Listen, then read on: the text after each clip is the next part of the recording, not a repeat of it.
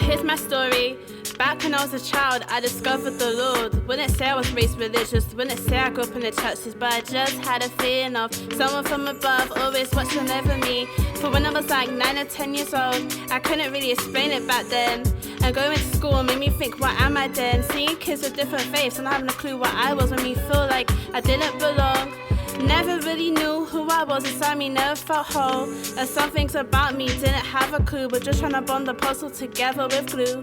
So here the story go. I remember clearly when I was around 9 or 10 years old, just walking down the staircase, just filling my spirit and soul. I knew instantly from that moment there must be a God, and I would still feel a presence watching over me like I was the chosen one. And I asked others if they feel the same way, and they would say no.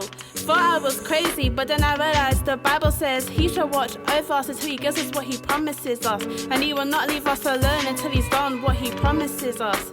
Genesis 28-15 used to say I was an atheist because I thought it meant to not know what faith you were, but then I realized it meant to not believe in God at all. But being an unbeliever wasn't me at all, and that's the problem with these different faiths, as they don't all lead to God or heaven. Only Jesus is the way. I knew I wanted to seek God more, I found out more about him. So I did, and the first time I went to church was because I asked to when I was 11. And I realized this is something I love doing. I fell in love with Jesus, could say he was my first crush. But I started to go to different churches when I was a teen. Never felt spiritually connected to any of them until I turned 17. And when I was 19, I decided to get baptized and give my life to the Lord. It's time to make things right. I was tired of living in sin. I mean, we all have a past before we come to the Lord, right? I would rebel, I'd be in petty girl fights, I would lie, I would steal, I had a love for money, I would gossip, I would get attached, I would yell, I would feel hell. I gotta choose either now or never, so choose now, cause no time is better than whenever. I remember clearly how my pastor at church was so overwhelmed when I said I want to get baptized, I want to give my life to the Lord now.